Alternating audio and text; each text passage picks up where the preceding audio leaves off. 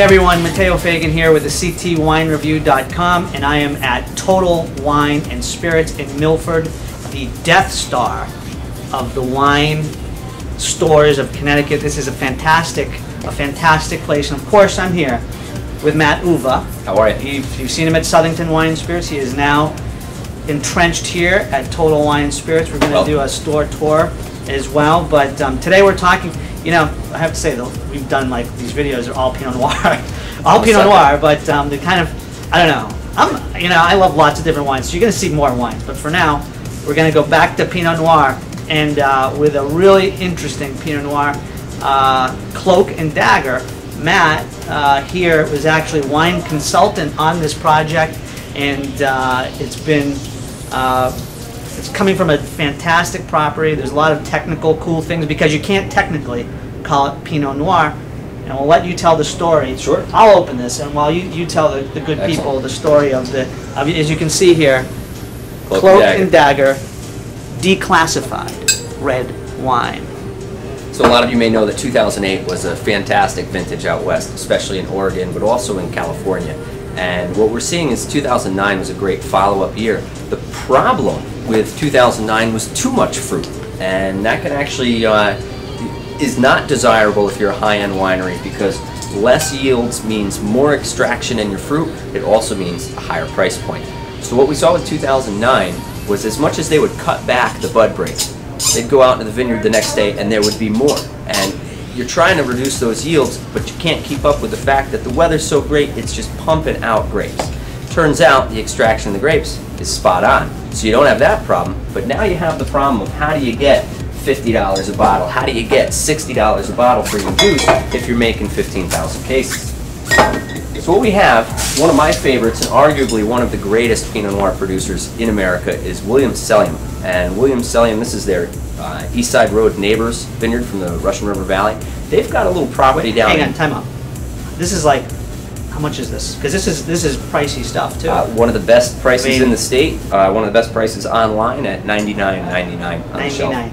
So this is $100 Pinot Noir. Yeah. So they have this little property in Monterey, the Piacines AVA. It's a little sub-region of the Monterey Peninsula, to be specific. And it's called the Vista Verde Vineyard. And they produce a wine from the Vista Verde Vineyard. Doesn't usually get $100, usually only about 95. Okay. Discount on that one. Bargain. So they had this problem with too many grapes, grapes. Now the couple that owns Williams Selyem also own this great little property off of the Taconic Parkway in upstate New York called Millbrook.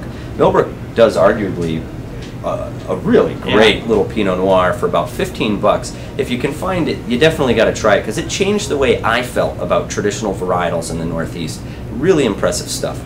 So they had this idea to take some of the excess grapes and transport them out of California up to Millbrook and crush them there and vinify a wine at Millbrook. The problem here is, once you take the grapes outside of California before you vinify, you can, according to the TTB, you can no longer call it Pinot Noir. You can no longer give it a vintage. You can no longer tell where it's from. You get stuck with the horrible words red table wine. And unless you're from France, you're not selling anything with those three words. Right. So we had this opportunity. We do a lot of business with Millbrook, and we had this opportunity to consult on making our own Pinot Noir, which, if you know me and you know how I am about Pinot Noir, that's like a dream come true. I get to die now. What we did was worked with them to come up with something that actually had some tannins, actually had some dryness. One of the things since I've come into retail that I've learned is that most of my customers aren't drinking an entire bottle in one night. They need to put the cork in it and hit it again tomorrow. Meanwhile, I'm not I don't know what's one wrong of with most them. of his customers, by the way. But so what you get is you need something that'll last to day two, and Pinot Noir never does. You know, some of the French Pinot Noirs will get interesting on day two, but we're talking nerdy interesting. We're talking a lot of barnyard and cow plop. So this was something fun to go into to give a crowd-pleasing Pinot Noir that you could also serve to your Cabernet drinker, that you could also serve to, you know, somebody who maybe wasn't into wine. It's kind of a best of all worlds scenario. So we got the Cloak and Dagger. Where the name comes from is this whole red table wine thing. I was horrified to have to try to sell something with red table wine on it. In the middle of the night, I woke up with this idea. Why not just describe the wine in its entirety right on the back label? I don't know if you can see that. And just like an old CIA document, X out everything that the government won't let me tell you. It was kind of a little kick in the face of those who control wine. Yeah. And it was fun. It took quite a few attempts to get the label registered. So everywhere you have on the back of the, I don't know if you can see, everywhere it mentions Pinot Noir or California is X'd out. The grapes for this blank were sourced from the blank vineyard in the blank appellation, a sub-region of the blank AVA. Yeah. And by doing that, what we've been able to do is describe the wine. Anybody with a little bit of sense is going to be able to figure out what this is based on filling in the blanks. But what you're going to get here now is a way to kind of say this is actually Pinot Noir. This is single vineyard Pinot Noir from arguably one of the greatest places on the planet to get Pinot Noir, and it's mine. And it happens really all the time in the wine world. There's lots of, you know, double, triple labels of really good quality. I mean, like the 90+ sellers is a good example of that. It's it happens quite a bit. So let's taste some of this, because the nose, right? I mean, this, you can tell this is really polished, really nice quality, and it's got, you know, varietally correct. Just smelling it, it smells like really nice Pinot Noir.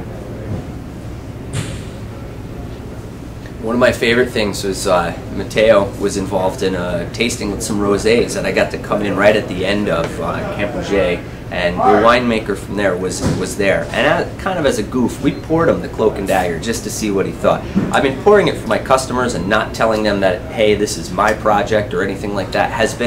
We've gotten a great response. Sold a ton of wine from it, but pouring it for a winemaker was kind of that was the real test. And he gave me quite possibly the greatest compliment I could have gotten, which he said it was punk rock. Punk rock wine. You know, it might look a little rough around the edges, but when you really get into it, it's done well. And I think this is a crowd-pleasing Pinot Noir, because you have some Pinot Noirs that can be really big. He likes Pinot Noirs that are, you know, a little more full-bodied than this and can get a little barnier, like, you know, more like the Ken Wright. This is very approachable. It's very approachable. You get the fruit, beautiful fruit from fantastic property, the Williams Selyem, which really comes through because it's very smooth. And I mean, it's. I know the question you're going to ask. 13%.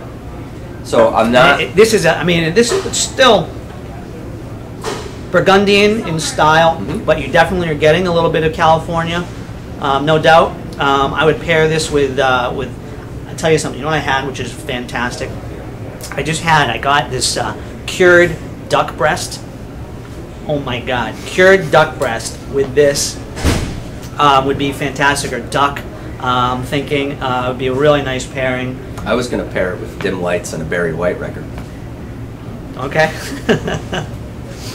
All right, this is great. We're gonna do a little tour of this fantastic store here at Total Wines and Spirits, and cheers. Good luck.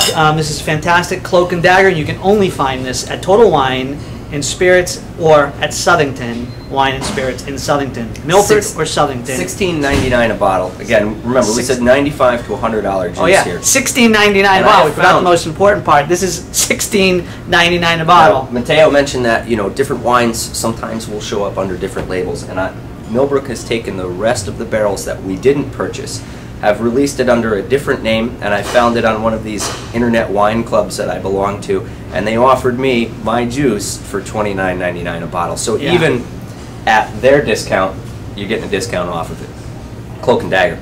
Cheers. Cloak and Dagger, declassified, red wine, here, drinking now. Cheers, everybody. Thanks for watching the CTWineReview.com, and salute.